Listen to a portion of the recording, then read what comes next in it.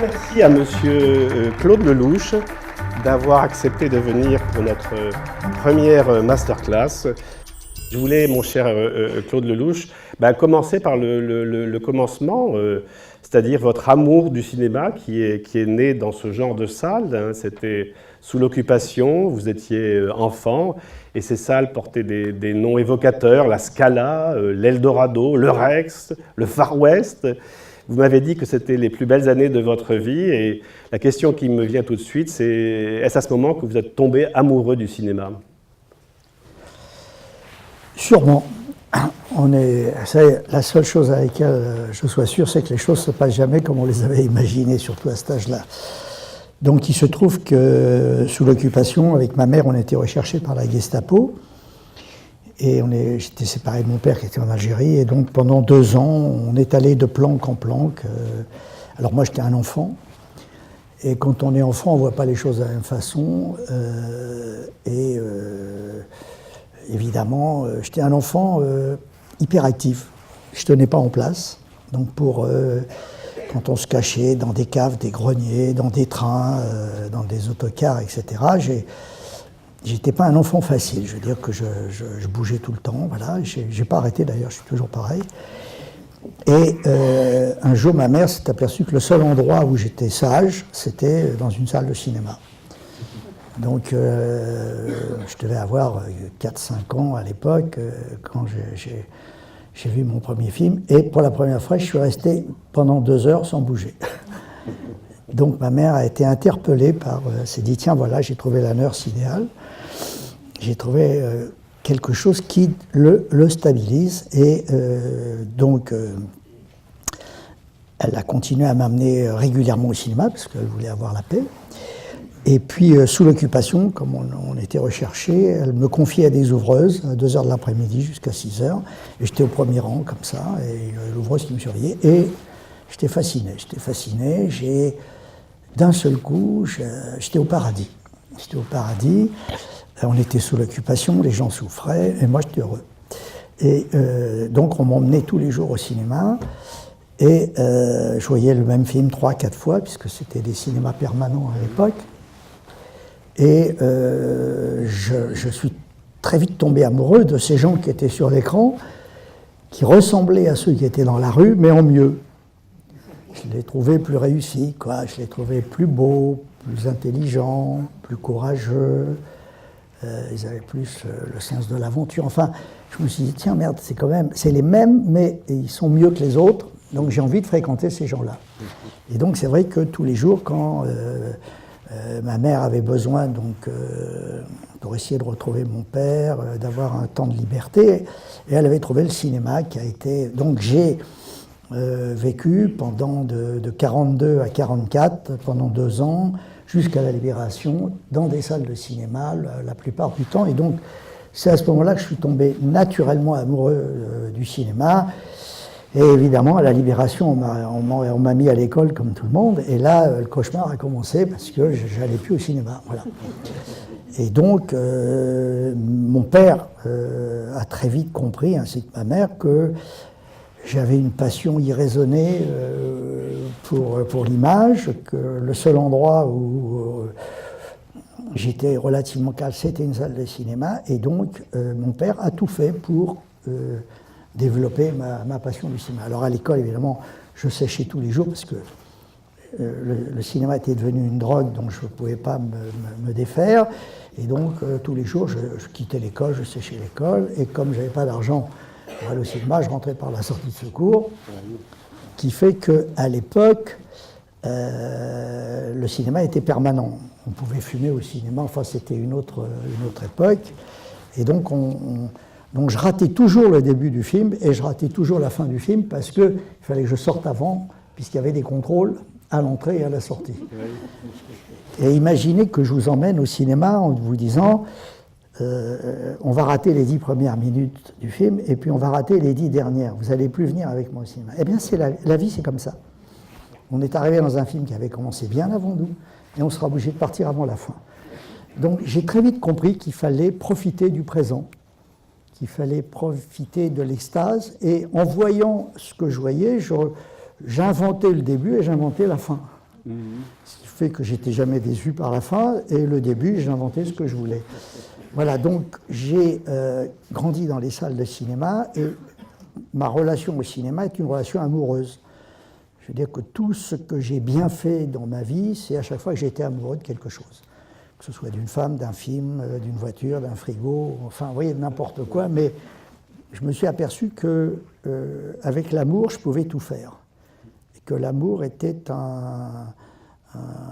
une source d'énergie absolument colossale qui débloquait tout ce qui bloquait. Et donc j'ai essayé de consacrer mon temps à ce que j'aimais le plus. Et je me suis très vite aperçu que j'aimais la vie. Que j'aimais la vie autant que le cinéma. Et je me suis mis à aimer la vie avec tous ses défauts, hein, avec tous ses défauts. Mais quand on aime les gens, il faut les aimer avec leurs défauts. Et j'aime la vie, j'aime le chaud, j'aime le froid, j'aime la montagne, j'aime la mer, j'aime la campagne.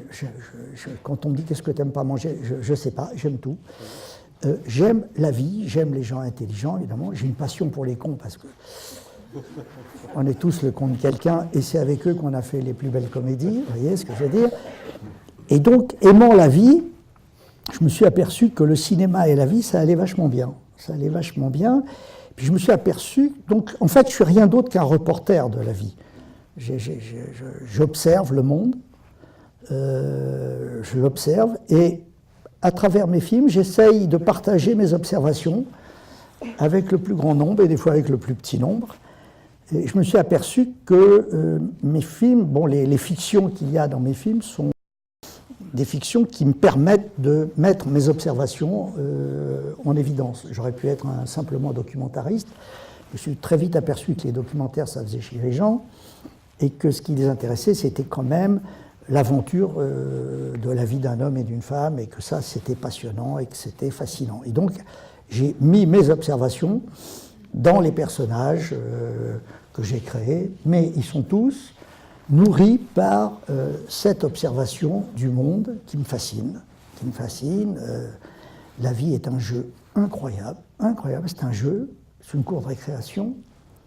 Et d'ailleurs, on ne pourrait pas emmener les enfants à l'école s'il n'y avait pas la cour de récré.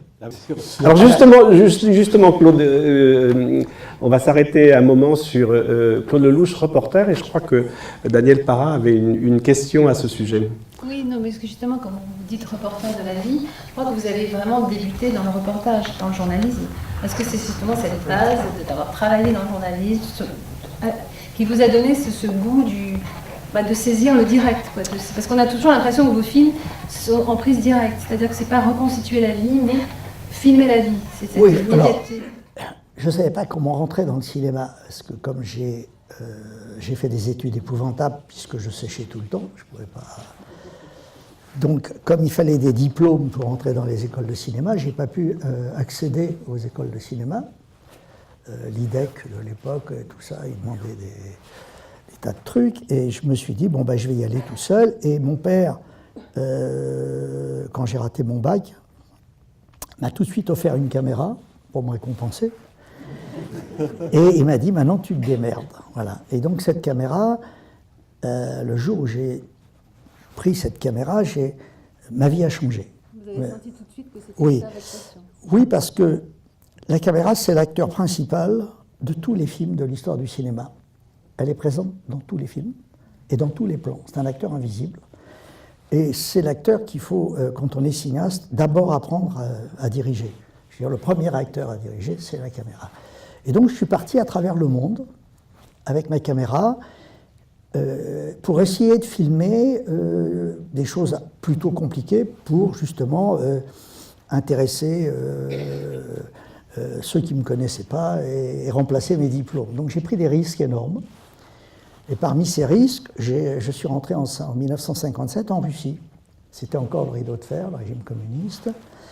On ne pouvait pas rentrer en Russie, et donc je me suis inscrit au Parti communiste à l'époque, parce que c'était les seuls qui pouvaient rentrer. J'avais à l'époque 19 ans, 20 ans.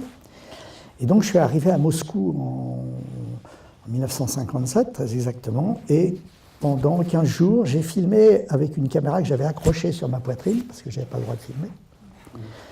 Et je marchais comme un petit bossu, avec un grand imperméable, et je filmais mais je filmais Moscou. Il y avait enfin des images de Moscou, et puis il y avait un concours qui avait été organisé par une télévision canadienne qui offrait $10 000, c'était beaucoup d'argent à l'époque, aux premières images qui reviendraient de Moscou, de derrière le rideau de fer, et surtout si un caméraman pouvait filmer Lénine et Staline qui étaient côte à côte dans un mausolée, embaumé. Et donc on n'avait jamais eu des images de Lénine et Staline côte à côte, et donc je m'étais entraîné à filmer. Donc j'étais avec un groupe de camarades communistes très sympathiques, et à l'époque les caméras faisaient du bruit. C'était pas les caméras d'aujourd'hui, c'était pas les portables, tout ça, c'était des caméras qu'on remontait et qui faisaient un bruit fou. Donc je leur avais dit, quand je me gratterais la tête, vous mettez tous à tousser pour couvrir le bruit de la caméra. Et effectivement, j'ai réussi à filmer Lénine, Staline côte à côte, et c'est grâce à ça que j'ai gagné ce concours qui m'a permis de créer ma société. Mais c'est à Moscou que tout s'est déclenché. C'est-à-dire que j'avais soudoyé un chauffeur de taxi qui parlait un peu le français pour justement qu'il me promène dans les rues de Moscou et essayer de faire un film sur ce pays, sur cette ville que les gens connaissaient très très mal. Et chauffeur de taxi, c'est pour ça que le hasard a joué un rôle très important dans ma vie, ça a été vraiment la personne qui m'a rendu et donné les meilleurs conseils. Ce chauffeur de taxi connaissait un chef machinot qui travaillait au studio Mosfilm à Moscou. Il me dit, si ça vous intéresse, on peut rentrer dans les studios de Mosfilm. J'ai un copain là-bas qui va nous faire rentrer sur un plateau, vous verrez comme ça comment les Russes tournent. Et il se trouve que donc je rentre au studio de Mosfilm, et ce jour-là, on tournait Quand passent les cigognes, de Mikhail Kalatozov, qui lui parlait aussi quelques mots de français. Vous voyez, le hasard fait bien les choses. Je suis arrivé sur le plateau, le chef machinot m'a présenté à Mikhail Kalatozov, un Français à Moscou, c'était pas courant, et le metteur en scène, c'était Mikhail Kalatozov, très très grand metteur en scène russe, donc qui tournait ce jour-là Quand passent les cigognes, une des scènes de Quand passent les cigognes. Il m'a pris en sympathie et il a vu que j'avais une caméra et il m'a autorisé à faire un making-of du tournage, qui sont des images que j'ai montrées plusieurs fois. Et ce jour-là, sur le plateau, j'ai dit voilà le métier que je veux faire. En voyant Mikhail Kalatozov tourner, en le voyant diriger les techniciens, les acteurs, la lumière, la musique, je me suis dit mais ça c'est vachement bien. C'est vachement bien. Voilà le métier qu'il faut que je fasse.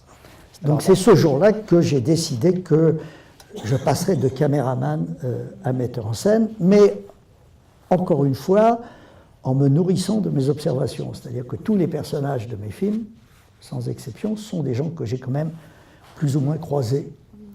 Ce sont des personnages qui existent, dans ma mémoire en tous les cas. Alors justement, faisons un arrêt sur image, sur vos premiers films et Un homme et une femme qui est sorti il y a 50 ans maintenant.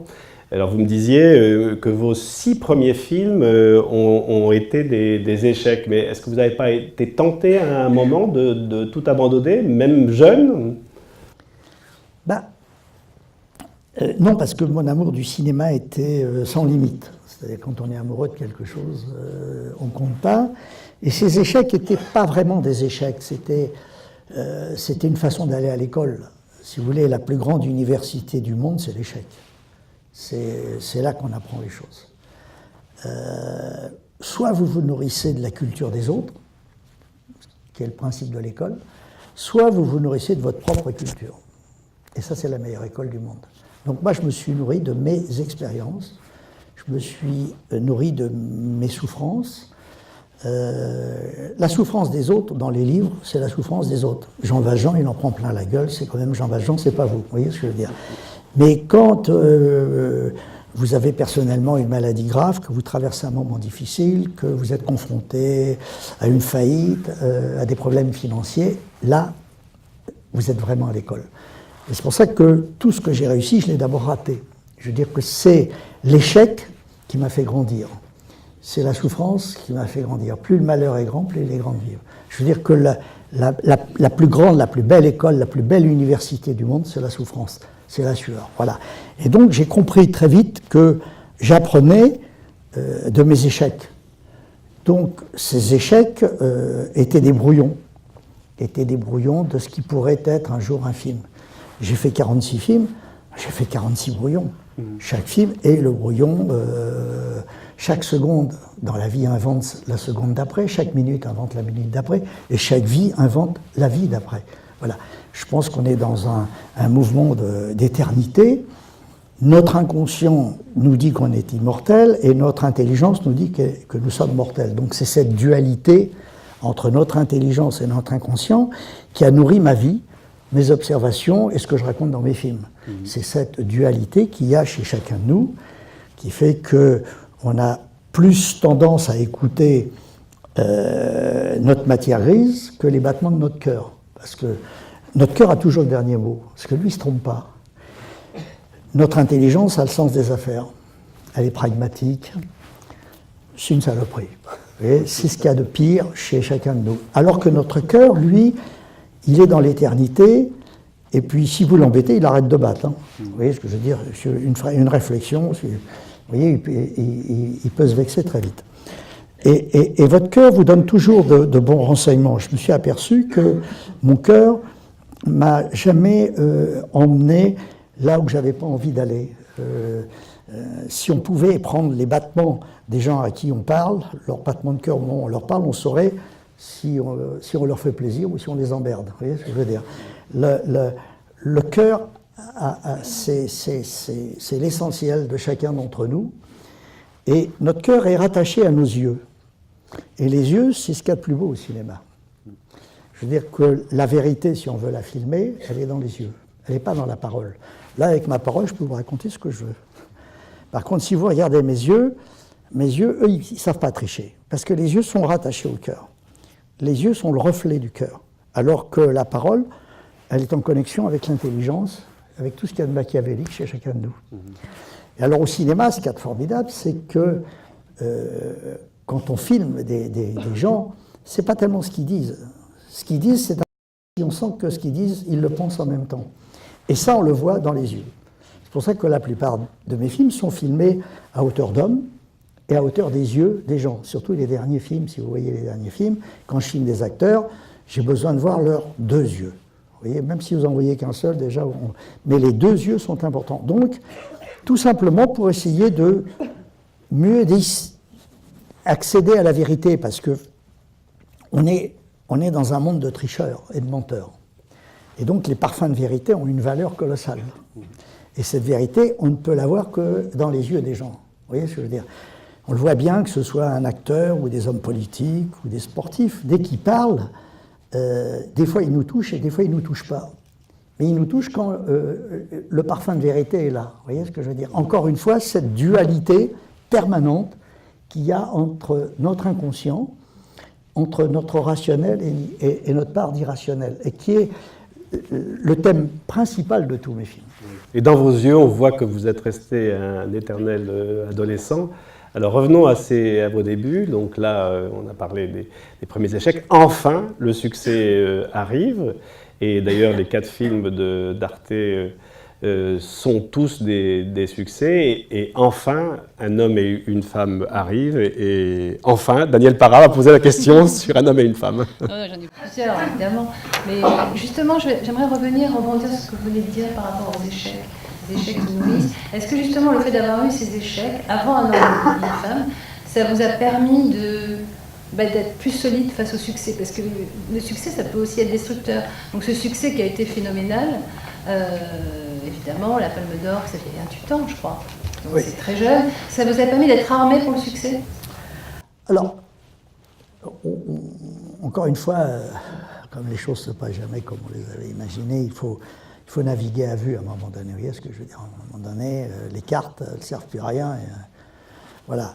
Le fait d'avoir fait 6 films qui n'avaient pas marché, mais dans lesquels il y avait des parfums d'espoir. Vous voyez ce que je veux dire? On se disait, bon, il n'a pas réussi son coup, mais enfin, il y a quelque chose quand même. Ce n'était pas des films où il n'y avait rien, vous voyez ce que je veux dire, sinon je n'aurais pas pu faire... Mais quand vous avez fait 6 échecs, après vous vous dites, là je prends tous les risques. Et c'est quand on prend tous les risques qu'on peut gagner au loto. Donc, quand j'ai pris tous les risques, j'ai fait ce 7e film comme un dernier film, en me disant... Oui, vraiment. Oui, je me suis dit, là, puisque les 6 autres n'ont pas marché, dans celui-là, je vais prendre tous les risques et je vais essayer de casser tous les clichés dont les journalistes et ceux qui croient savoir nous encombrent. Vous voyez, bon. Et j'ai dit, avec ce film, je vais libérer la caméra, je vais libérer les acteurs et je vais libérer le scénario. Je trouvais que le cinéma de l'époque était trop... Parce que c'est vrai que quand on fait un film, on soulève une armée, c'est très compliqué, il y a une centaine de personnes qu'on met en route et il faut les synchroniser. Voilà. Et donc j'ai voulu casser tous les clichés de la production et je suis tombé sur des acteurs qui ont joué le jeu, des techniciens qui ont joué le jeu. Enfin, mes techniciens, comme on n'avait pas d'argent, on n'était pratiquement pas payés. On a fait ce film autant comme un film d'amateur qu'un film de professionnel. Et donc, c'est parce qu'on a pris tous les risques que ça a marché. C'est parce qu'on n'avait pas un rond que ça a marché. Comme on n'avait pas d'argent, on n'a pas pu acheter la pellicule couleur. Donc, j'ai acheté que la moitié de couleur et la moitié de noir et blanc qui était moins cher, vous voyez. Après, les critiques ont dit quelle idée géniale. Non, parce que j'avais pas un rond. Et encore une fois, la contrainte sollicite l'imagination dans tous les domaines. Dans tous les domaines. Je veux dire que c'est à chaque fois qu'on est acculé, qu'on a des idées. Vous voyez ce que je veux dire? C'est au moment où on prend des coups qu'on a envie de l'en donner. Vous voyez? Et encore une fois, quand je regarde à l'âge que j'ai en arrière, dans le rétroviseur, il n'y a pas eu une seconde de ma vie qui soit inutile. Tout a servi. Le succès et les échecs ont été aussi importants. Vous voyez, après le succès d'un film, j'ai connu d'autres succès et d'autres échecs. Mais quand vous refaites d'autres échecs, c'est parce que vous redoublez. Vous voyez, c'est comme redoubler une classe. Ça veut dire qu'il y a des choses qu'on n'a pas bien appris. Et puis on se laisse griser par le succès. Le succès, ça peut être une saloperie. Ça peut être une saloperie dans la mesure, à un moment donné, où il vous endort. C'est une forme de confort. C'est comme dans une histoire d'amour. Il y a la passion. Et la passion, il n'y a rien de plus merveilleux, c'est ce que je souhaite à tout le monde, mais c'est vrai que très souvent, la passion se transforme en confort. On a vu plein de gens qui résistent au temps qui passe. C'est pas la passion qui les fait résister au temps qui passe, c'est le confort. Le confort, c'est confortable. Vous voyez ce que je veux dire? C'est chaud, on n'a pas froid, on n'a pas faim, voilà. Mais c'est le contraire de la passion. C'est comme la différence entre la télé et le cinéma. Les feuilletons télé nourrissent les habitudes des gens. On a besoin de nourrir nos habitudes, on a besoin de manger tous les jours.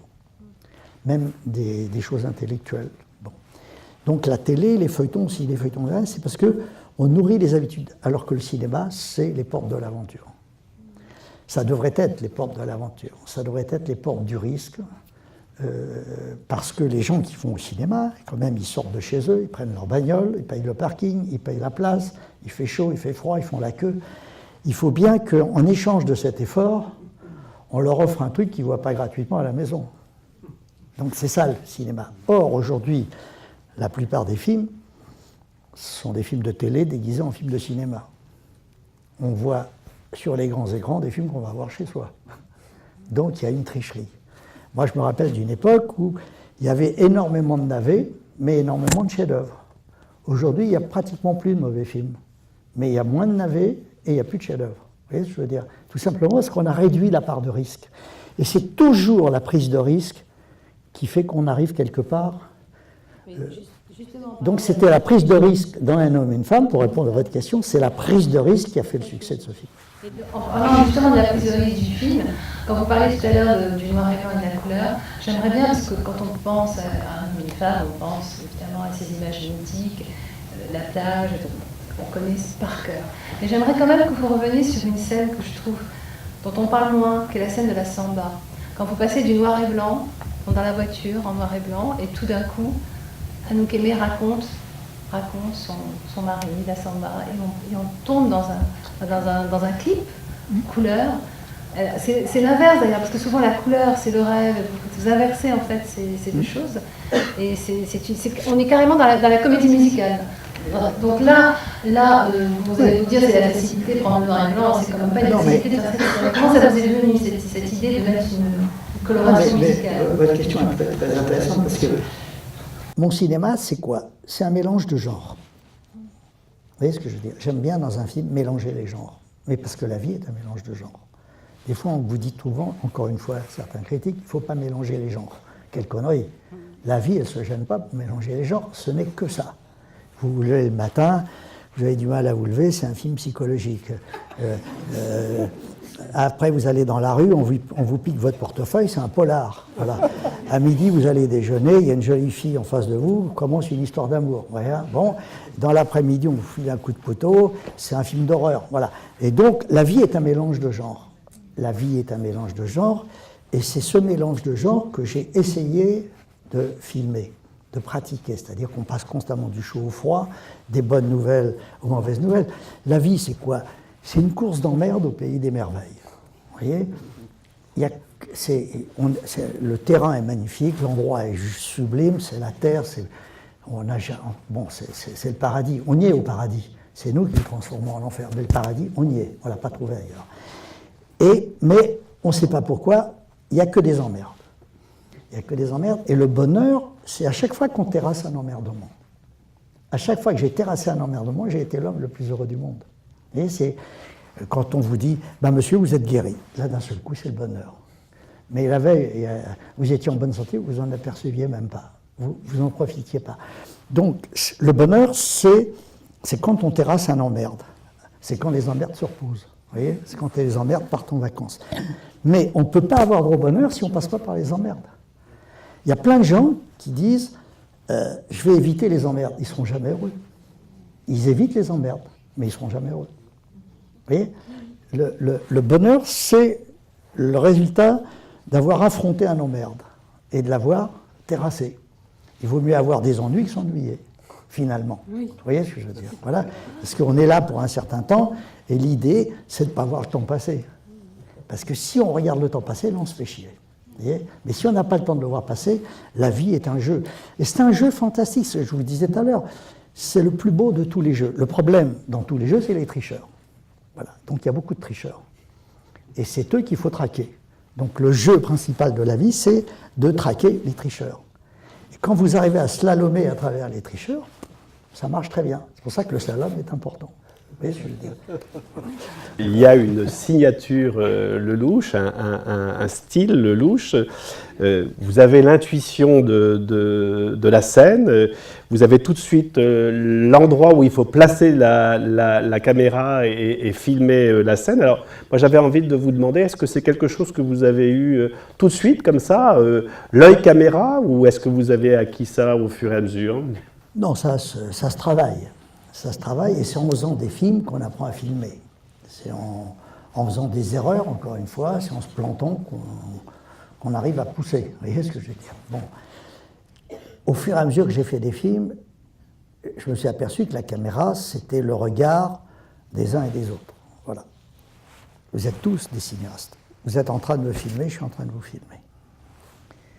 Le cinéma est un art naturel. Nos yeux, c'est la plus belle caméra du monde. Nos oreilles, c'est les plus beaux micros, et notre cerveau, c'est la plus belle machine à monter. La mémoire, qu'est-ce que c'est? C'est ce qui reste quand on a tout coupé. C'est quand on a tout oublié. Donc j'ai très vite compris que, en faisant des films, quand je fais un plan d'ensemble, je vous filme tous. C'est la démocratie du cinéma. Le spectateur regarde où il a envie de regarder. Si je fais un plan d'ensemble de cette salle, le spectateur va dire, tiens, je préfère voir cette dame, ou ce monsieur, ou celui-là, ou la caméra. C'est vous qui faites la mise en scène dans le plan large. Le spectateur a un gros travail. Dans les films de Tati, qui sont plutôt en plan large, il y a plus de travail que dans un film en gros plan. Et puis, le gros plan, c'est la dictature du metteur en scène. C'est-à-dire qu'à un moment donné, je vous impose de regarder ce monsieur. D'un seul coup, j'isole ce monsieur, et je vous oblige à le regarder. Donc, si je vous oblige à le regarder, il faut qu'il soit drôlement bon, il faut qu'il ait des trucs intéressants à dire. Dire que la dictature n'est intéressante que si elle est passionnante, que si à ce moment-là, le dictateur que je filme est quelqu'un qui a des choses importantes. Donc, si vous allez voir mes films, vous allez voir, surtout dans les derniers, que j'alterne les plans larges et les gros plans, que je passe de la démocratie à la dictature, il y a ce que j'ai envie que vous ayez envie de regarder, et puis il y a ce que moi je vous impose à un moment donné en disant non, maintenant il faut regarder les yeux de telle actrice parce que c'est maintenant que le scénario. Alors je fais plus avancer le film avec les gros plans qu'avec les plans larges, vous voyez, et en même temps ça aère. Voilà, donc si vous regardez mon cinéma, c'est un cinéma de plans très larges et de très gros plans. J'ai pratiquement supprimé les plans moyens, justement parce qu'ils sont moyens. Voilà. La question, on l'a déjà, vous en avez déjà parlé, c'est le style reporter, mais c'est vrai que j'y reviens parce que je pense que cette expérience justement de l'actu vous a donné aussi l'envie d'être à tous les postes, c'est-à-dire que vous êtes à la fois à la caméra, vous voulez tout connaître, parce que pour vous c'est important justement qu'un metteur en scène soit à tous les postes, sache monter, sache cadrer, vous êtes là. Pourquoi tout ça c'est important ? Parce que le métier de metteur en scène, c'est quoi ? Nous sommes des synchronisateurs de talent. Le metteur en scène, on ne le voit pas. Il est derrière la caméra, et je suis obligé de synchroniser plein de talents. Des acteurs, des histoires, des dialogues, de la musique, des décors, des accessoires. Et donc, c'est un vrai métier de chef d'orchestre. Et on ne peut pas être metteur en scène si on ne connaît pas tous les métiers du cinéma. En ce moment, j'ai fait des ateliers à Beaune de cinéma où j'apprends à mes élèves à pouvoir remplacer tous les techniciens d'un film. Je veux dire, un metteur en scène peut être ingénieur du son, peut être chef opérateur, peut être monteur, peut être accessoiriste, régisseur, faire du casting. Un vrai metteur en scène, c'est quelqu'un qui sait tout faire sur un plateau, qui connaît tous les métiers du plateau, puisqu'il va diriger tous les métiers du plateau. C'est comme un chef d'orchestre, il a intérêt à jouer plusieurs instruments. Vous voyez ce que je veux dire ? Si le chef d'orchestre est aussi pianiste et violoniste, il ne va pas diriger de la même façon son orchestre. Je veux dire qu'il faut, si on veut être chef d'orchestre, il faut être aussi musicien. Il faut savoir, voilà. Donc, le métier de metteur en scène, lui, il n'a aucun talent. Son seul talent, c'est de repérer le talent des autres et de les synchroniser. Vous voyez ce que je veux dire ? Moi, je ne sais pas planter un clou, je ne sais rien foutre. Mais je sais repérer un mec qui plante des clous. Vous voyez ce que je veux dire ? Et puis, je peux le mettre en gros plan et montrer, regardez comment ce mec plante bien les clous. Vous voyez ? Bon. Donc, le metteur en scène, c'est quelqu'un qui a l'esprit de synthèse. On ne peut pas être metteur en scène si on n'a pas l'esprit de synthèse. Et avoir l'esprit de synthèse, c'est aller à l'essentiel. Les acteurs, ils ont tout sauf l'esprit de synthèse. Vous voyez, c'est des enfants qui partent dans toutes les directions. Et on est là pour les canaliser. Les auteurs, les dialoguistes, le chef opérateur, l'ingénieur du son, si on les laissait faire, ils feraient leur film. Ce qu'il faut à un moment donné, c'est arriver à parler à tout le monde pour qu'on fasse tous le même film. Voilà. Et donc le metteur en scène est un véritable chef d'orchestre, mais qui doit pouvoir jouer de tous les instruments. Parce que s'il ne joue pas de tout, il ne peut pas dire toi tu joues faux, ça ne va pas ou ça ne marche pas comme ça. C'est pour ça que la musique est très importante dans mes films, qu'elle joue un rôle capital, parce que le scénario, les acteurs parlent plutôt à notre intelligence, à notre réflexion, à notre culture, alors que la musique parle à notre cœur. Ce fameux cœur que je privilégie au maximum. C'est pour ça que j'essaye plus, avec mes films, de m'adresser au cœur des gens qu'à leur intelligence. Encore une fois, parce que l'intelligence, je vous dis, on peut la faire changer d'avis tout le temps, on peut la convaincre ou pas. L'intelligence, c'est un intermittent de la vie. Vous voyez ce que je veux dire ? On peut lui raconter ce qu'on veut. Alors que le cœur, non. Le cœur, lui, il dit c'est vrai ou c'est pas vrai. C'est vrai ou c'est pas vrai. Quand c'est vrai, il bat un peu plus vite. Quand c'est pas vrai, il bat très lentement. Il fait la gueule. Il n'est pas content. Il ralentit. Et quand il est heureux, il fait la fête. Il va un peu plus vite. Donc, c'est lui qui est le vrai, qui est ma boussole. C'est-à-dire que quand mon cœur accélère, je sais que je suis dans la bonne direction. Et quand il ralentit, je me dis, oh, je sais pas, il y a quelque chose qui ne va pas. Donc, encore une fois, j'essaye de film en film, je dis bien de film en film, de développer plus ma part d'irrationnel que ma part de rationnel. Encore une fois, l'irrationnel est plus en connexion avec le monde qu'on ne connaît pas, on ne sait pas d'où on vient, on ne saura jamais où on va. Il y a plein de gens qui essaient de trouver, mais ils ne trouveront jamais. Et lui, notre cœur, nous rassure en nous disant, c'est pas grave qu'on sache ou qu'on ne sache pas. Ce qui compte, c'est l'extase du présent. C'est ça qui nous dit notre cœur. C'est la seule chose qui compte, c'est profiter du présent. Tout le reste, c'est du pipeau. C'est la seule chose qui compte, c'est le présent. C'est pour ça d'ailleurs que le passé et le futur sont jaloux du présent. Vous voyez ce que je veux dire? Le passé, qu'est-ce que c'est? C'est comme si vous serriez un mort dans vos bras, on ne peut plus rien dire. Et le futur, c'est un point d'interrogation tellement énorme qu'il vous fait peur. Alors que le présent, d'abord le présent, il n'a pas le temps de vieillir. Ça, c'est quand même formidable. Il est là, on le consomme tout de suite. On ne peut pas en faire des économies. On ne peut pas être radin avec le présent. Il faut le consommer tout de suite. Et il vous donne des satisfactions permanentes. C'est comme un type... vous avez des gens qui ont une fortune. Bon. Mais ce n'est pas la fortune qui compte, c'est l'argent de poche. Vous voyez, c'est l'argent que vous avez dans votre poche pour vous offrir un café. C'est ça, la fortune. Vous voyez ce que je veux dire? Mais si vous avez des milliards à la banque, vous ne pouvez pas vous offrir un café ou rentrer et dire non, monsieur, j'ai des milliards. Oui, mais monsieur, c'est 2 euros. Si vous n'avez pas les 2 euros, vous n'avez pas le café. Et le café, c'est du cash. C'est tout de suite, vous allez en profiter. Et si on raisonne constamment, on s'aperçoit que le bonheur est gratuit. C'est ça qui est formidable. Il n'est pas cher, le bonheur. C'est le luxe qui est très cher. C'est la prétention, c'est la frime. Ça coûte cher. Vous voyez ce que je veux dire? Et c'est à ce moment-là que nos emmerdes commencent. Et c'est à ce moment-là que je m'amuse avec des films et que je peux jouer et que les spectateurs prennent du plaisir. Parce que le spectateur, ce qu'il y a de formidable chez moi, c'est qu'il se régale des emmerdes des autres. Il ne prend aucun risque dans son siège. Il a la ceinture attachée. Même si on tombe de 20 étages, lui, il ne bouge pas. Et donc c'est pour ça la force du cinéma. C'est ça la force du cinéma, c'est que le cinéma permet même à des trouillards de vivre des vies de héros. Vous voyez, d'être courageux, d'être beau, d'être intelligent. C'est formidable le cinéma. C'est un objet de substitution incroyable à tous les défauts que nous avons. C'est vrai que je me suis posé en lisant le livre cette question. Vous avez encore des choses à raconter sur le papier alors que vous avez pratiquement tout mis de votre vie dans vos films? Il y a des choses qu'on ne peut pas filmer. Donc j'ai mis dans ce film, dans ce livre, tout ce que je n'ai pas pu mettre dans mes films. Si je les avais mis dans mes films, ça aurait pu être ennuyeux. Donc la littérature, il y a des mots qui ont la force de certaines images. Bon, je crois au pouvoir des images parce que les images sont plus près de la vérité que les mots. Parce que c'est plus facile de mentir avec des mots, c'est plus facile de mentir avec un livre qu'avec un film. La mémoire du monde, en fait, vraiment commencé en 1895 avec l'arrivée du cinéma. Avant, on pouvait raconter ce qu'on voulait. S'il y avait eu des caméras qui avaient filmé Jésus sur la croix, on dirait moins de conneries. S'il y avait des caméras qui nous montrent Jeanne d'Arc en train de cramer, on dirait moins de conneries.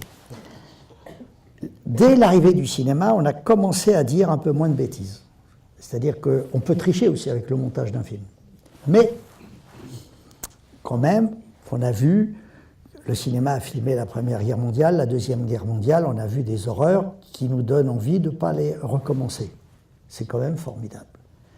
Je veux dire que c'est peut-être grâce au cinéma qu'il y a moins de guerres qu'avant, et moins d'horreurs qu'avant. Je ne dis pas que ça les a gommés, mais on parle aujourd'hui de barbarie, mais ça n'a rien à voir avec la barbarie qu'on a connue avant le cinéma. Je parle des guerres, de toutes les guerres qu'on a connues, les guerres de religion. Je pense que si le cinéma avait existé, on aurait eu peur. Il fut un temps où les gens partaient à la guerre un peu comme on part en vacances, en chantant, en se disant, tiens, je vais avoir la paix, je ne vais plus voir ma bonne femme pendant 3 semaines, je vais pouvoir m'éclater un petit peu, faire joujou. Et puis on ne revenait pas, on revenait avec des jambes en moins, des pains en moins. Mais le cinéma nous montre l'horreur. Alors qu'avant, il n'y avait que des récits. C'était que des gens qui revenaient, qui racontaient. Alors on n'a pas réglé le problème, puisque même avec le cinéma, on voit toujours ce qui se passe, il y a des incendies un peu partout. Mais il y a des incendies, il y a moins de guerre mondiale. Vous voyez ce que je veux dire? Quand on voit les images des camps, là, on ne peut pas raconter les camps de concentration. Mais quand on les voit, là, on se dit, oui, maintenant je sais ce que c'est que l'horreur, et il faut se battre pour que tout ça ne recommence pas. Donc je crois à la force du cinéma. Je pense qu'un film, un jour, sera tellement beau, tellement réussi, tellement extraordinaire, qu'en 2 heures, il pourra changer beaucoup de choses. Beaucoup de choses. Parce que le cinéma a une force absolument incroyable pour modifier et nous faire gagner du temps. Je veux dire que très souvent, on accède à la vérité parce qu'on a été un très grand menteur. On devient courageux parce qu'on a été un immense trouillard. Je veux dire, on a tous les qualités de nos défauts. Et à un moment donné, c'est pour ça que les gens qui vieillissent sont intéressants parce qu'ils ont quand même gommé un certain nombre de défauts. Je veux dire, les enfants ont tous les défauts de la Terre. Ils arrivent, ils essayent tout, ils tournent tout, le mensonge, le machin. Voilà. Donc la vie est formidablement faite puisqu'à tous les âges, on peut s'amuser, on peut faire joujou jusqu'au jour où effectivement vous recevez votre lettre de licenciement parce que vous avez fait votre temps et qu'il faut aller ailleurs. Voilà. Mais la vie, chaque seconde est fantastique. C'est pour ça que je reviens sur ce présent. Et le cinéma, c'est quoi? C'est l'art du présent.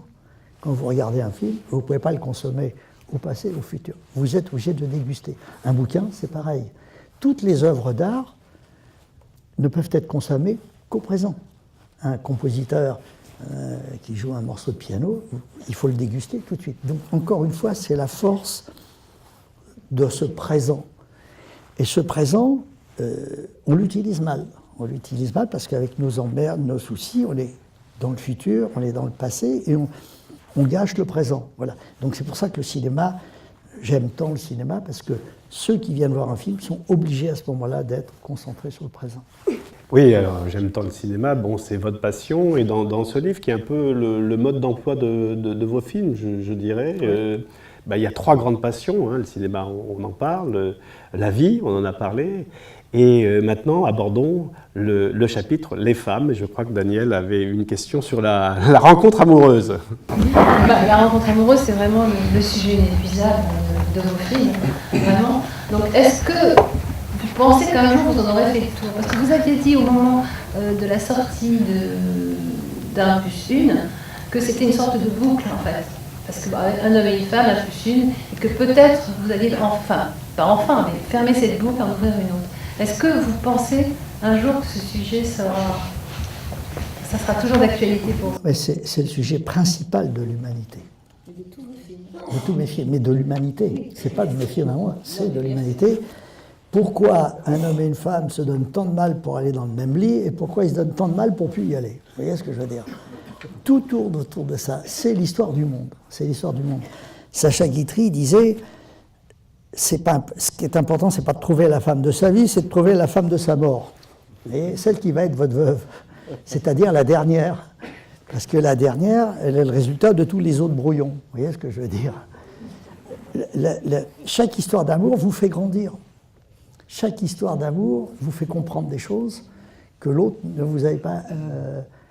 Encore une fois, toutes les secondes de notre vie sont utiles. On apprend. Mandela disait, dans la vie, je gagne ou j'apprends. C'est formidable. C'est la plus belle phrase du monde. Je gagne ou j'apprends. Et c'est vrai que quand on ne gagne pas, bon, et c'est pareil dans une histoire d'amour. Je gagne ou j'apprends. Mais c'est valable dans tous les domaines. Tous les domaines. C'est pour ça qu'on n'en finit pas. On va à l'école toute sa vie. Surtout un autodidacte comme moi. Moi, j'ai commencé à faire des études le jour où j'ai quitté l'école. Parce qu'à l'école, tout ce qu'on me racontait me faisait chier. Je me disais, ça ne va pas me servir. Je ne vois pas pourquoi je vais me servir de ça. Puis dès que je suis rentré dans la vie, tout ce que je faisais était utile. Tout était utile. Donc, la phrase de Mandela, je gagne ou j'apprends. Voilà, c'est pour ça que quand je ne gagne pas, je dis, j'apprends. Et encore une fois, nos échecs, nos défaites, nos souffrances restent la plus belle école du monde. Et là, je rebondis sur... j'ouvre une petite parenthèse, mais j'ai peur après d'oublier. par rapport à un homme et une femme et un plus une, c'est de penser à vos titres. Les titres de vos films sont déjà des histoires. Vos films nous racontent déjà une histoire. Donc je voudrais savoir comment vous trouvez vos titres. Est-ce que c'est le titre qui entraîne le scénario, qui entraîne le film, ou est-ce que c'est le contraire? Comment ça fonctionne? J'essaie de trouver des titres très simples qui ne trahissent pas le public. Quand je dis un homme et une femme, c'est l'histoire d'un homme et d'une femme. 1 plus 1, c'est la formule de l'humanité pour faire 7 milliards de gens. C'est 1 plus 1. Vous voyez, avec ces 1 plus 1, on fait 7 milliards de gens. J'essaie toujours les uns les autres. Vivre pour vivre, partir, revenir. Là, le dernier, chacun sa vie. Non, j'essaie, je trouve, je me lance pas dans un film si j'ai pas mon titre. Oui, voilà. J'ai besoin du titre, parce que le titre, c'est le synopsis du film. C'est la synthèse de mon film. Je veux dire qu'il y a des titres formidables, mais qui n'ont rien à voir avec le film que vous allez voir. Vous voyez, j'ai le sentiment que c'est un peu une trahison. Un titre qui veut faire joli, mais qui n'est pas... J'aime bien que la belle histoire... voilà, la réincarnation, pour moi, c'est une belle histoire. Si on est là pour l'éternité, je trouve que c'est la plus belle des histoires. Donc je l'appelle la belle histoire. Itinéraire d'un enfant gâté, c'est vraiment l'histoire d'un mec qui a tout, et il se lasse de tout. Il se lasse du luxe, il est gâté. Et c'est vrai que les enfants gâtés, ils ont tout, et c'est les plus malheureux. J'ai jamais vu un enfant gâté heureux, jamais, jamais, jamais, jamais. J'ai plus... les mômes qui grandissent dans la rue, dans les cités difficiles, s'amusent plus. Et trouveront plus de bonheur que celui qui vit dans une prison dorée. Donc, encore une fois, je ne fais rien d'autre qu'observer. Je ne fais rien d'autre qu'observer. Tout ce que je vous dis, chacun de vous c'est à la disposition de tout le monde. Le problème, c'est qu'à un moment donné, on se fabrique des leurres. On a le sentiment que le luxe va nous amener ailleurs. Non, non, non. Le luxe nous ramène toujours sur le plancher des vaches, c'est-à-dire sur les choses simples. C'est comme la plus belle des combines, c'est l'honnêteté. Mais on ne peut être sûr de ça qu'après avoir été un voyou et essayer de trafiquer. C'est là où on s'aperçoit que ça ne marche pas. Puis le jour où on s'aperçoit que l'honnêteté a toutes les vertus, ou la générosité d'une rentabilité incroyable. Quand on est vraiment généreux, c'est d'une rentabilité. Il y a un retour sur investissement colossal. Colossal. J'ai jamais vu un mec généreux ne pas être récompensé. Et un mec honnête. Voyez. Mais ça, c'est difficile à expliquer à un enfant. Parce que l'enfant, lui, s'imagine qu'en trichant et en prenant des raccourcis, il va y arriver plus vite. C'est pas vrai.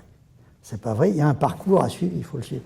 Voilà. Donc, mais ça, je peux vous le dire parce qu'aujourd'hui, j'ai 79 ans et que j'ai tout essayé. Si j'aime tant la vérité, c'est parce que j'ai été un grand menteur. Vous voyez?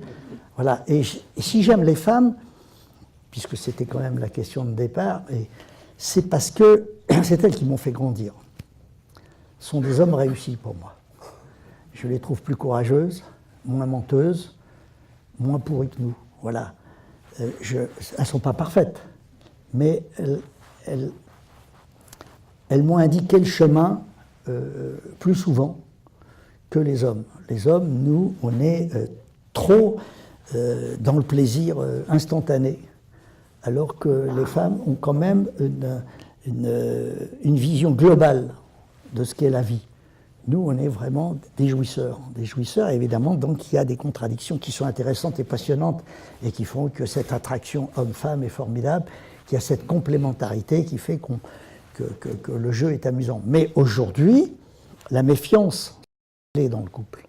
C'est plus du tout pareil qu'à l'époque de mon père et de ma mère. À l'époque de mon père et de ma mère, les femmes avaient une confiance totale dans les hommes. Elles leur faisaient une confiance totale. Et maintenant, elles s'en méfient totalement. À tel point qu'aujourd'hui, les mecs ont peur des femmes et que les femmes ne veulent plus entendre parler des mecs parce qu'elles savent qu'elles vont se faire avoir. Donc, la grande crise que nous traversons aujourd'hui, c'est la crise du couple. Jamais le couple n'a traversé une crise comme celle d'aujourd'hui. Aujourd'hui, ce qu'il faut sauver, c'est l'amour. C'est pas la planète. C'est l'amour. Ce qui est en danger aujourd'hui, c'est l'amour. Et c'est le couple. Et quand on aura sauvé l'amour et le couple, on pourra sauver tout le reste. Parce qu'avec de l'amour, on peut tout faire. Donc ça, c'est ma philosophie, c'est ce que je raconte dans mes films. Et c'est ce qui agace les critiques. parce qu'eux, ils sont dans le rationnel, et moi, je suis dans l'irrationnel. Vous voyez ce que je veux dire? Voilà. Mais, encore une fois, qui a raison? Je ne sais pas. Je ne sais pas, je ne peux pas répondre à votre question. En tous les cas, ce qui est sûr, c'est que je m'amuse, je ne vois pas le temps passer, et que les plus belles années d'une vie sont celles qu'on n'a pas encore vécues, quoi qu'il arrive. Alors, la rencontre amoureuse, c'est celle avec vos actrices, et d'une manière plus générale avec les acteurs. Les acteurs vous aiment, et vous aimez les acteurs, et en même temps, vous ne cessez dans vos films de les mettre en danger, sur le tournage, en changeant les dialogues, en bougeant la caméra de place. Alors, qu'est-ce qui fait en fait selon vous, que les acteurs vous aiment, et qu'est-ce qui fait que un tournage avec Claude Lelouch, c'est une expérience unique? Non, tout simplement parce que je les emmène sur mon terrain de jeu. Je leur propose de jouer à la vie. Je leur propose d'être plus des êtres humains que des acteurs. Je leur propose d'être plus vrai que dans le fait de faire semblant. Je veux dire, un acteur, c'est quelqu'un qui fait semblant. Et moi, j'aime pas les acteurs qui font semblant. J'aime bien travailler avec des acteurs qui ressemblent un peu aux personnages que je leur propose. J'ai du mal à filmer un héros si dans la vie, c'est pas un petit peu un héros. Voilà, donc j'essaie de les mettre en insécurité, parce que la vie nous met dans une insécurité totale. Je veux dire que les gens dans la vie, ils en font pas, ils jouent pas. Ils n'ont pas le temps, ils ont peur. On est sûr de rien. Vous voyez ce que je veux dire? Dans la vie, les gens ne jouent pas, ils jouent pas. Ils sont tout le temps sur le qui-vive. Qu'est-ce qui va m'arriver? Je vais me faire écraser, pas? Est-ce qu'il a raison? Est-ce que je sais pas? Qu'est-ce qu'il a dit? Qu'est-ce qu'il a fait? Il faut que j'aille le chercher à l'école. Vous voyez, la vie nous a obligés à être dans une insécurité permanente. Et cette insécurité fait qu'on n'a pas le temps d'en faire. On fait le malin quand on est sûr de nous. Vous voyez ce que je veux dire? Et quand un acteur fait le malin, moi ça me gêne, parce que d'un seul coup, j'y crois plus. Moi, je peux aller voir n'importe quel type de film, à condition que j'y croie.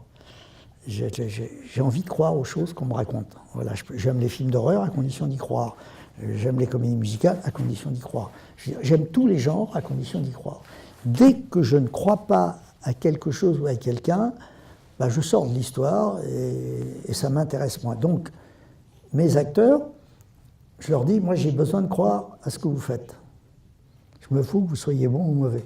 Ce que je veux, c'est y croire. Il y a une grande différence entre faire un numéro d'acteur pour épater le chaland, et puis d'un seul coup, dire des choses parce que vous êtes un être humain et que cette chose vous fait souffrir, vous l'aimez. Voilà, donc c'est sur ce terrain-là que je les emmène, et je leur laisse la possibilité de jouer avec les figures imposées et les figures libres. Les figures imposées, c'est le scénario, c'est l'histoire qu'on va raconter, qui fait qu'on est tous réunis, et qu'on va aller à tel endroit. Je veux dire que les figures imposées, c'est l'endroit où on veut aller. Mais le tournage, c'est le voyage. Et le voyage est plus intéressant que l'itinéraire. Voilà. Et donc, c'est ce voyage qui est fait de marche avant, de marche arrière, qui est fait de... On est sûr de rien, vous voyez. La météo humaine est encore plus imprévisible que la météo géographique. C'est-à-dire que la météo humaine, entre un acteur de bonne humeur et un acteur de mauvaise humeur, c'est pas du tout pareil. Or, les acteurs, c'est des êtres humains qui arrivent sur le plateau avec leurs valises. Ils arrivent avec leurs emmerdes. Et quand ils arrivent sur le plateau, cette bonne et mauvaise humeur, vous la ressentez. Et il va falloir faire avec. Moi, quand un acteur est de bonne humeur, je ne lui fais pas faire le même travail que quand il est de mauvaise humeur. Je vois bien un jour, il arrive, putain... Moi, je me souviens un jour, Annie Girardot, quand on tournait Les Misérables, dans une cave dans le Jura, avec Paul Bougenin, un matin, elle vient vers moi, elle me dit « Claude, il faut absolument que je rentre à Paris, je suis incapable de tourner aujourd'hui, ma mère est malade, mon mec me trompe, je suis à découvert à la banque, j'ai tous les emmerdements de la terre, sois gentil, vraiment, j'ai pas la tête à tourner. » Et je lui dis, écoute Annie, bon, je vais te mettre une voiture, tu vas rentrer sur Paris, tu reviendras quand ça va mieux. Mais je lui dis, tu es gentil, fais-moi une prise. Et comme ce jour-là, elle allait très mal, comme elle était au bout du rouleau, elle s'est dit, il faut que je fasse qu'une prise. Et elle a fait la prise de sa vie, qui lui a permis d'avoir le César. Voilà. Et je pense que c'est parce qu'elle allait très mal ce jour-là. C'est parce qu'elle avait envie de tout sauf de tourner qu'elle a fait la plus belle scène de sa vie. Voilà. Alors encore une fois, ça c'était pour des gens qui sont de mauvaise humeur. Mais en même temps, vous prenez Belmondo et Anconina, un jour où ils sont de bonne humeur, où ils font les cons, on a travaillé toute la journée, on fait la scène des bonjours dans Itinéraire, et ça fait aussi une scène formidable. Donc la bonne humeur et la mauvaise humeur sont très photogéniques. Vous voyez ce que je veux dire? Les emmerdes sont aussi photogéniques que le bonheur. Donc quand on fait la mise en scène de cinéma, ben, on joue avec la vie, et on joue avec toutes ces marches avant, toutes ces marches arrière. C'est ça qui fait qu'à un moment donné, je fais le cinéma que je fais. Je pourrais très bien, après Un homme et une femme, j'aurais pu très bien adapter des best-sellers et tourner qu'avec des stars. Et, bon, j'aurais une vie joyeuse, tranquille, peinard, mais je ne me serais pas amusé comme je me suis amusé. J'ai voulu continuer à creuser le sillon que j'ai creusé avec Un homme et une femme, qui est un sillon de créativité, de prise de risque. J'ai refusé toutes les propositions américaines qu'on me faisait à l'époque, tous les contrats mirobolants, etc., qui auraient pu acheter ma liberté. Vous voyez ce que je veux dire? Donc je ne me suis pas laissé acheter.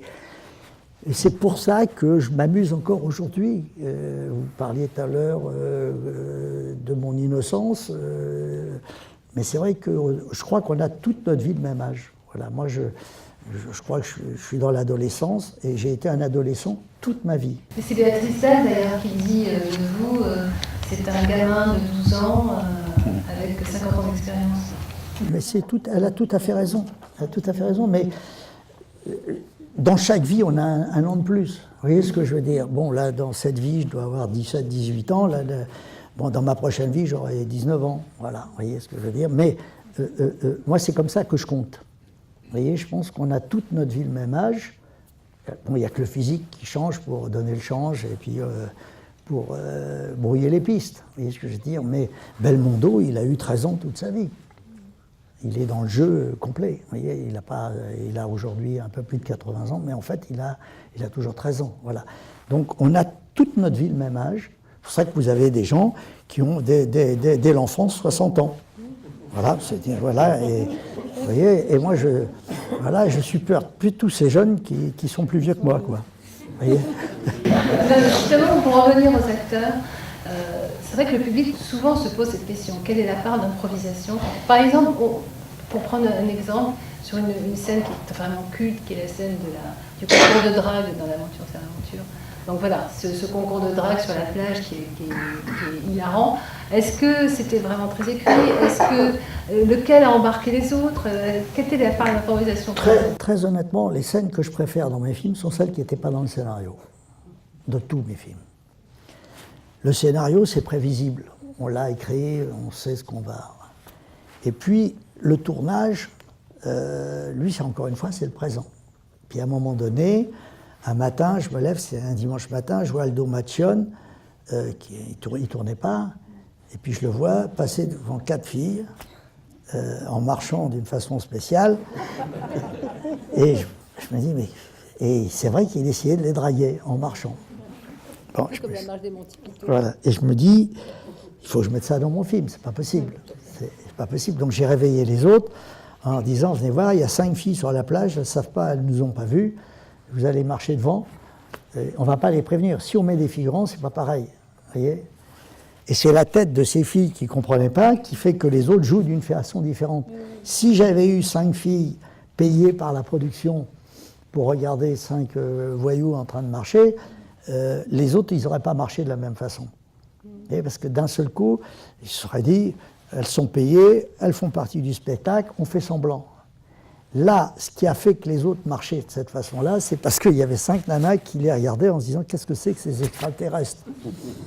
Et donc, ces filles, d'ailleurs, on ne les voit jamais de face, puisque je les filmais de loin. Donc, à un moment, je les ai lâchées, j'y tournais avec un téléobjectif, et je leur ai dit, allez marcher devant ces filles, on verra ce que ça donne. Essayez de les draguer rien qu'en marchant. Bon. Et les filles regardaient passer comme ça, elles disaient, mais qu'est-ce que c'est que ces mecs-là? Et c'est vrai qu'ils passent 1 fois, 2 fois, 3 fois.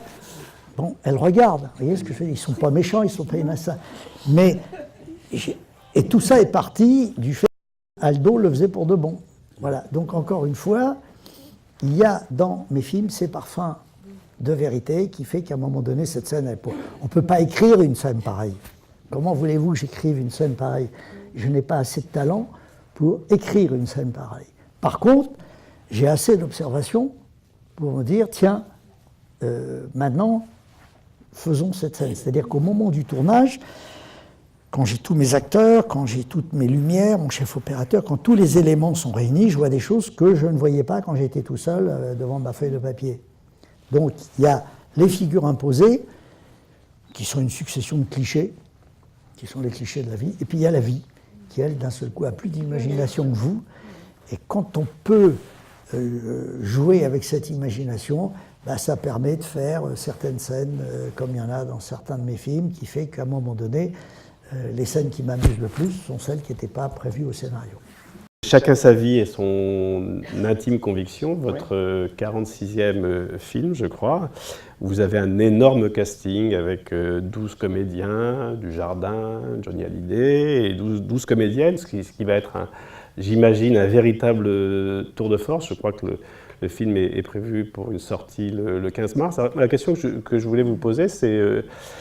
bon, à l'âge que vous avez, même si vous êtes un éternel adolescent, pourquoi vous vous lancez encore dans de tels paris dingues Parce qu'il faut bien que je m'épate. Vous savez, les gens ne vous lancent pas de défis, hein, ils se foutent de ce qui vous arrive. Moi, la seule chose qui m'intéresse, c'est les défis que je peux me lancer à moi-même en me disant est-ce que tu peux aller encore plus loin, est-ce que tu peux t'amuser encore un peu plus. Donc, j'ai eu envie de faire un film pour aller à l'essentiel de l'essentiel. C'est-à-dire que ce film est un condensé de 12 longs métrages que j'aurais pu faire. Il y a 12 histoires que j'aurais pu faire en 1h30 ou 2 heures. Je les ai concentrés tous dans le même film. J'ai mélangé tous ces personnages pour essayer d'aller à l'essentiel et de filmer plus que jamais le mélange de genres qu'est la vie.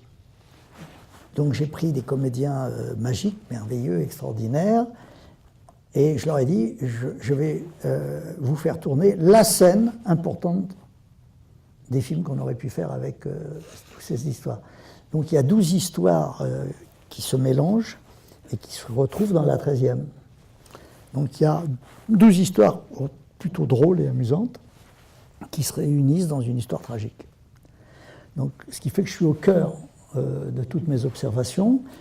Et je pense qu'avec ce film, j'ai été un peu plus loin que d'habitude, dans le rire et dans les émotions, parce qu'on est allé à l'essentiel en me disant, bon, il va falloir faire confiance à l'intelligence des spectateurs, on va jouer avec leur mémoire collective, on va essayer de ne pas leur expliquer tout ce qu'ils savent. Voilà, on va aller carrément sur des thèmes, sur des sujets, qui fait qu'on est constamment dans l'essentiel, étant donné que je me rapproche de la ligne d'arrivée, que je vais bientôt recevoir ma lettre de licenciement, j'ai plus de temps j'ai plus de temps à perdre avec des gens qui montent des escaliers, qui montent dans des voitures ou qui font 200 km en voiture. Vous voyez, bon, maintenant, il faut que j'aille filmer l'essentiel de l'essentiel de plus en plus, et c'est ça qui m'amuse, et c'est ce défi que je me suis lancé avec ce film. Voilà, écoutez, c'est la fin de cette masterclass. Vos applaudissements pour Claude Lelouch.